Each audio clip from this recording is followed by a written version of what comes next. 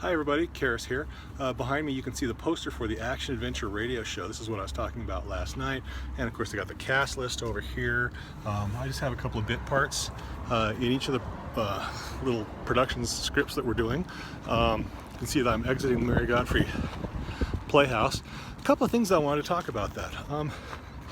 When I was talking to someone yesterday and telling them about the little parts that I've got in the Action Adventure radio show, I kind of got some negative feedback, and it was someone who really doesn't have much of an understanding about theater. Sorry, I'm getting into my car here.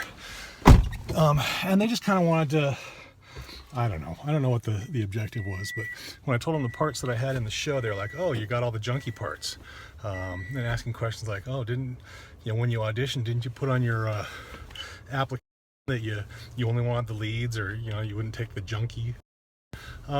And that's really the wrong attitude to take. Hang on a second. There we go. Sorry. It's the wrong approach to take for a number of reasons. First of all, very rarely have I ever. First of all, I'm not the kind of person who feels an urge to be in every show. There are some people who are like that, who just audition for everything, or even just for a brief period of time seem to audition for everything. And that's never been me. I tend to not audition for a show unless there's something that I really want to do, or something that I really need to get out of it. In this case, for the Action Adventure radio show, I just need to get on stage again. It's kind of been a while since I've been on stage, and just kind of flex those muscles again, as sort of a baby step to maybe getting more involved for some roles that I'm really interested in the future. But then there are other people who just want to be in every show, and there's nothing wrong with that, but that's not me. So that said, where was I going with that? I'm going to have to edit this part out. In any case, yeah, and that's another thing that I've noticed. I say "in any case" a lot in these videos. Here we go. The appropriate approach to take when you're auditioning for a show, like I said, very rarely have I showed up at an audition unwilling to take whatever part I was offered. There have only been one or two times that I would put on the application that I really want to be considered for a certain role. But even so, I have never said I'm unwilling to accept any other part. Because you don't want to put the director in that kind of a spot. I just don't think that that's fair, and I don't really think that's right. And we're talking about community theater here, where everyone's amateur, and who the hell do you think you are if you're going to show up in an audition and say, "Only consider me for this role, or else I'm not willing to be in your show"? And there are people who won't say that on the application, and then casting occurs and they didn't get the role that they wanted, and then they drop out of the show. And so then the director's in a position of having to find someone to fill that spot, and that's a pain in the butt too. And again, I think that it's kind of unfair. I think that when you audition for a show, you need to be prepared to bloom where you're planted. The very first show that I ever did at the Shine Little Theater was a Christmas show, and I'm walking in and nobody knows me from Adam. It's the first show I ever auditioned for here at the Shine Little Theater, and yeah, I had a ton of experience, but they don't know that. They've never seen me, and I was kind of frustrated at the audition because I felt that I didn't really get seen, and I felt that for the couple of scenes that I read for, didn't really get a chance to display what I was capable of, didn't get a chance to read much, and honestly, I kind of felt like when I walked in the room, they knew who they wanted in each role, and everyone else was just kind of like to fill in the little, blanks. And I could have been wrong about that. Those are the impressions of someone who's walking into a room with people he's never met before, and I ended up getting a really small role. But it was a fun production, and I enjoyed it.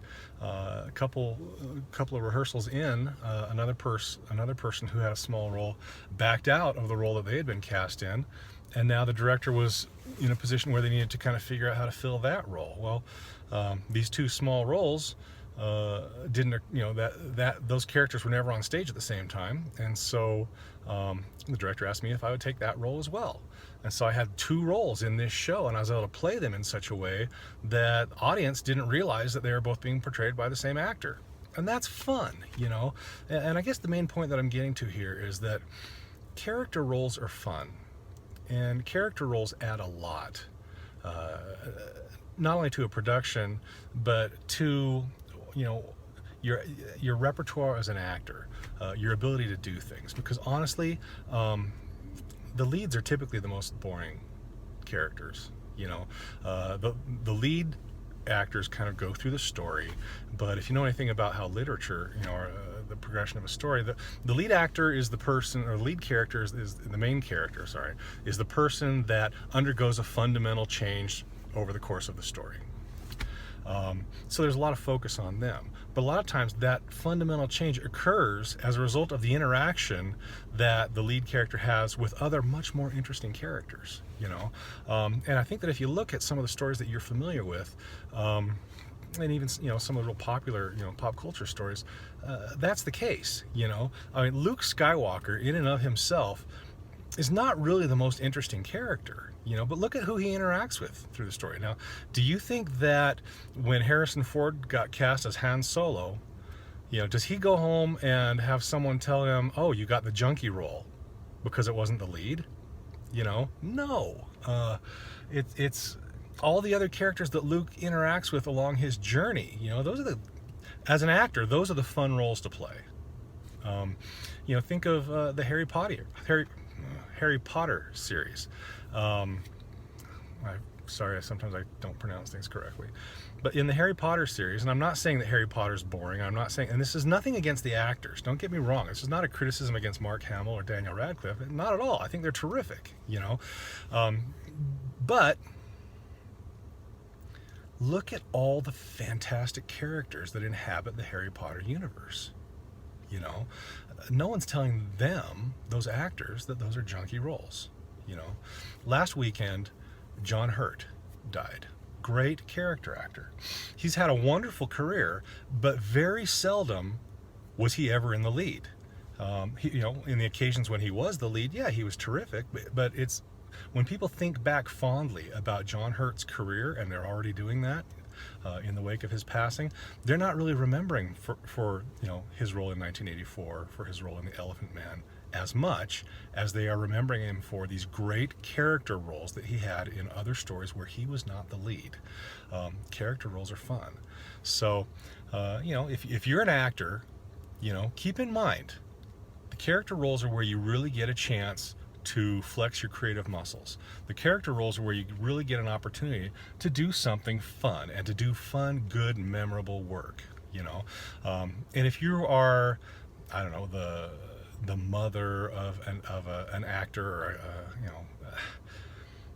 don't be the person that they go home to who decides to criticize them or belittle the role that they got because it wasn't the lead. Because seriously,